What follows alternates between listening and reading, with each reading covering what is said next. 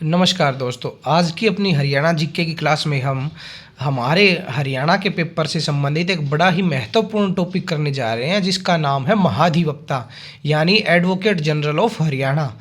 ये जो पद है ये राज्य सरकार को कानूनी सलाह देता है और सरकार के मुकदमेबाजी में ये हरियाणा सरकार की पैरवी भी करता है।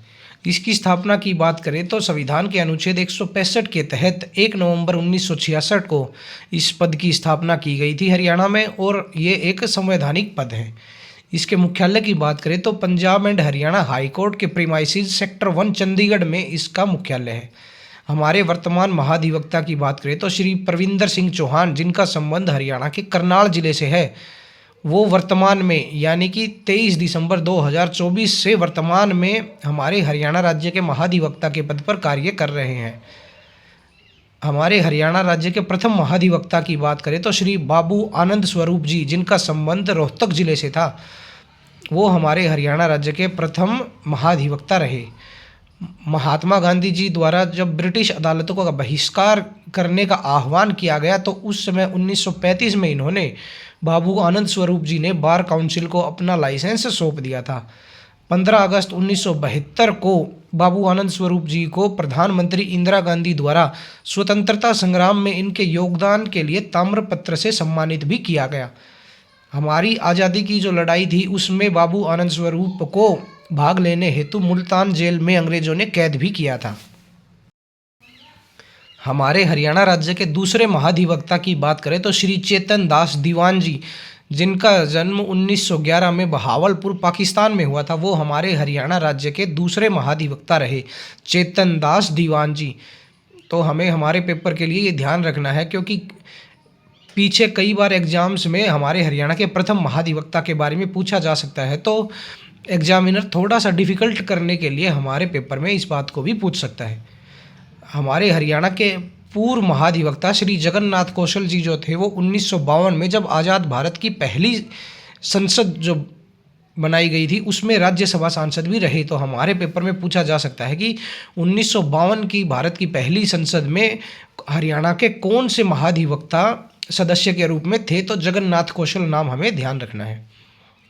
अंतर्राष्ट्रीय बार एसोसिएशन द्वारा 1994 में हरियाणा के तत्कालीन जो महाधिवक्ता थे श्री हीरा लाल सिब्बल, उनको कानून के जीवित दिग्गज पुरस्कार से सम्मानित किया गया। तो अगर हमारे पेपर में पूछ लिया जाता है कि हरियाणा के किस महाधिवक्ता को कानून के जीवित दिग्गज पुरस्कार से सम्मानित किया गया, तो हमें नाम ध्यान रखना है श्री हीरा लाल सिब्बल जी का। अगला क्वेश्चन देखते हैं। तो बाबरी मस्जिद विध्वंस की जो घटना थी उसकी जांच के लिए जो भारत सरकार ने एक सदस्यीय जांच आयोग गठित किया था, उसमें हरियाणा के पूर्व महाधिवक्ता मनमोहन सिंह लिबरहान को नियुक्त किया गया था 16 दिसंबर 1992 को। तो अगर हमारे पेपर में पूछ लिया जाता है कि बाबरी मस्जिद विध्वंस की घटना की जांच हेतु गठित आयोग में हरियाणा के किस महाधिवक्ता को नियुक्त किया गया, तो हमें नाम ध्यान रखना है इनका, श्री मनमोहन सिंह लिबरहान जी। और अगर दिनांक पूछी जाए तो 16 दिसंबर 1992 को ये आयोग गठित किया गया था। अगर हमारे पेपर में पूछ लिया जाता है कि केवल 1 रुपया मासिक मानदेय पर कार्य करने वाले हरियाणा के महाधिवक्ता का नाम पूछा जाता है, तो श्री हवा सिंह हुड्डा जी हमारे हरियाणा के वो महाधिवक्ता रहे जिन्होंने 1 रुपया मासिक मानदेय पर भी कार्य किया। हमारे हरियाणा के महाधिवक्ता श्री मनमोहन लाल सरिन जी के बारे में बात करें तो इन्हें 1999 में फ्रांस सरकार द्वारा सेवेलियर डेस पाल्मेस एकेडेमिक्स पुरस्कार प्रदान किया गया। तो ये भी हमें हमारे पेपर के लिए ध्यान रखना है। मनमोहन लाल सरीन जी की बात करें तो पेशेवर श्रेणी में सर्वोच्च आयकरदाता होने के लिए आयकर विभाग ने इन्हें 2 बार सम्मानित भी किया था। मनमोहन लाल सरीन जी जो हैं 115 बार रक्तदान करने वाले महाधिवक्ता भी हमारे हरियाणा राज्य के रहे हैं। तो इस प्रकार के जो फैक्चुअल क्वेश्चंस हैं हमें ध्यान रखने हैं। अगर हमारे पेपर में पूछ लिया जाए कि सर्वाधिक बार, या अगर पर्टिकुलर बता दिया जाता है कि 115 बार रक्तदान करने वाले हरियाणा के कौन से महाधिवक्ता थे, तो मनमोहन लाल सरिन जी उनका नाम था। All India rent control journal और रेवेन्यू लॉ रिपोर्टर जैसी पत्रिकाओं के लेखक भी मनमोहन लाल सरिन जी रहे। न्यायमूर्ति सूर्यकांत जी की बात करें तो जिनका जन्म 10 फरवरी 1962 को हिसार जिले के पेटवाड़ गांव में हुआ था, वे भी 7 जुलाई 2000 से 9 जनवरी 2004 तक हमारे हरियाणा राज्य के महाधिवक्ता रहे। इनके बारे में याद करना हमारे लिए इसलिए ज़रूरी है कि ये वर्तमान में हमारे भारत के 53वें चीफ जस्टिस के रूप में भी कार्य कर रहे हैं। इनकी पढ़ाई लिखाई के बारे में पूछा जाए तो इन्होंने MDU रोहतक से 1984 में कानून की डिग्री यानी ग्रेजुएशन LLB की डिग्री इन्होंने प्राप्त की और हिसार से इन्होंने वकालत शुरू की। 1985 में इन्होंने अपनी वकालत पंजाब एवं हरियाणा हाई कोर्ट में स्थानांतरित कर ली थी। सूर्यकांत जी के बारे में बात की जाए तो कुरुक्षेत्र विश्वविद्यालय से इन्होंने अपनी लॉ की पोस्ट ग्रेजुएशन की डिग्री हासिल की यानी कि LLM की डिग्री। ये हरियाणा के सबसे युवा महाधिवक्ता भी बने। जब 7 जुलाई 2000 को इन्होंने महाधिवक्ता के रूप में कार्य ग्रहण किया तो ये हमारे हरियाणा के सबसे युवा महाधिवक्ता बने। 2018 में ये हिमाचल प्रदेश हाई कोर्ट के चीफ जस्टिस बने। 2019 में श्री रंजन गोगोई चीफ जस्टिस की अध्यक्षता वाले कॉलेजियम ने इन्हें भारत के सर्वोच्च न्यायालय के न्यायाधीश के रूप में पदोन्नत करने की सिफारिश की, जिसके बाद 24 नवंबर 2025 को इन्होंने भारत के 53वें चीफ जस्टिस के रूप में शपथ ली राष्ट्रपति भवन में। तो ये बातें हमें चीफ जस्टिस के रूप में श्री सूर्यकांत जी के बारे में भी याद करनी हमारे लिए आवश्यक थी। महाधिवक्ता के बारे में बात करें तो राज्य का मुख्य विधि अधिकारी यानी सर्वोच्च वकील भी महाधिवक्ता होता है। इसकी नियुक्ति राज्यपाल के द्वारा की जाती है और इस पद पर ऐसा व्यक्ति नियुक्त किया जाता है जो उच्च न्यायालय का न्यायाधीश बनने के योग्य हो।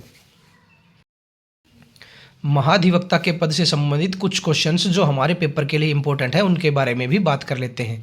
तो एक बार में सबसे कम समय के लिए महाधिवक्ता अगर पूछा जाता है तो चेतन दास दीवान जी एक बार में सबसे कम समय के लिए महाधिवक्ता बने थे, परंतु इनका जो कुल कार्यकाल था वो सबसे कम नहीं था, क्योंकि ये अपने जीवन काल में 2 बार हमारे हरियाणा राज्य के महाधिवक्ता बने थे। परंतु एक बार में अगर कार्यकाल सबसे कम पूछा जाता है तो चेतन दास दीवान जी का कार्यकाल था, जिसकी डेट हमने आगे दी हुई है। अगर सबसे कम समय के लिए महाधिवक्ता की बात करें तो श्री मोहन जैन जी 26 जुलाई 1999 से 20 नवंबर 1999 तक 117 दिन के लिए हमारे हरियाणा राज्य के महाधिवक्ता बने थे, जो कि सबसे कम कार्यकाल है हमारे हरियाणा के महाधिवक्ता का। अगर सबसे लंबे समय के लिए हमारे हरियाणा राज्य के महाधिवक्ता पूछा जाता है तो श्री हवा सिंह हुड्डा जी, जो कि 4829 दिन तक हमारे हरियाणा राज्य के महाधिवक्ता बने। अगर सबसे अधिक बार महाधिवक्ता बनने वाले व्यक्ति की बारे में पूछा जाता है तो हवा सिंह हुड्डा हमारे हरियाणा राज्य के 3 बार महाधिवक्ता बने, जो कि सबसे अधिक बार इस पद पर कार्यरत रहे। लगातार सबसे लंबे समय तक महाधिवक्ता के बारे में पूछा जाता है तो बलदेव राज महाजन जी लगातार सबसे लंबे समय तक हमारे हरियाणा राज्य के महाधिवक्ता रहे। सबसे लंबे समय के लिए जो महाधिवक्ता हवा सिंह हुड्डा जी थे, उन्हें 3 अलग अलग टाइम पीरियड में उनका कार्यकाल चला था, इसलिए वो सबसे लंबा समय जरूर है, लेकिन लगातार सबसे लंबा समय बलदेव राज महाजन जी का रहा। हरियाणा के महाधिवक्ता जगन्नाथ कौशल जी की बात करें तो ये वो महाधिवक्ता थे हमारे हरियाणा राज्य के जो किसी राज्य के राज्यपाल भी रहे। जगन्नाथ कौशल जी बिहार के राज्यपाल भी रहे थे। हरियाणा के महाधिवक्ता डॉक्टर हीरालाल सिब्बल जी की बात करें तो 2003 में इन्हें पंजाब रत्न पुरस्कार तथा 2006 में पद्म भूषण प्रदान किया गया। अगर हमारे पेपर में पूछा जाता है कि हरियाणा के किस महाधिवक्ता को पद्म भूषण से सम्मानित किया गया, तो उसमें हमारा आंसर रहेगा डॉक्टर हीरालाल सिब्बल जी। हमारे हरियाणा के वो एडवोकेट जनरल जो chief justice of Punjab and Haryana high court बने, तो उसका आंसर हमारा देवी सिंह तेवतिया जी का रहेगा, जो हमारे हरियाणा राज्य के सबसे कम कार्यकाल वाले मुख्य न्यायाधीश जो थे वो हमारे हरियाणा के महाधिवक्ता भी रहे थे। हमारी जो हरियाणा सरकार है उसने 2015 से महाधिवक्ता को कैबिनेट मंत्री के बराबर का दर्जा प्रदान किया हुआ है। पहली बार हमारे हरियाणा राज्य में बलदेव राज महाजन जी के समय ही यह कैबिनेट मंत्री के बराबर का दर्जा प्रदान किया गया था। अगर बजट सत्र में विधानसभा को संबोधित करने वाले हमारे प्रथम महाधिवक्ता के बारे में पूछा जाता है तो उसका आंसर बलदेव राज महाजन ही रहेगा। ये बजट सत्र में विधानसभा को संबोधित करने वाले प्रथम महाधिवक्ता थे बलदेव राज महाजन जी। तो ये हमने हरियाणा के महाधिवक्ता से संबंधित जो भी फैक्ट्स थे जो पेपर में पूछे जाने के लायक हैं, तो उनके बारे में हमने बात की। और अगर आपको इनके अलावा कोई भी डिटेल महाधिवक्ता से संबंधित जो हमारे पेपर में आने लायक आपको दिखाई दे तो उसको भी इन नोट्स में ऐड करें और खूब मन लगाकर पढ़ें। तो धन्यवाद दोस्तों, तैयारी अपनी अच्छे तरीके से करते रहिए और खूब मन लगाकर पढ़ते रहिए। धन्यवाद।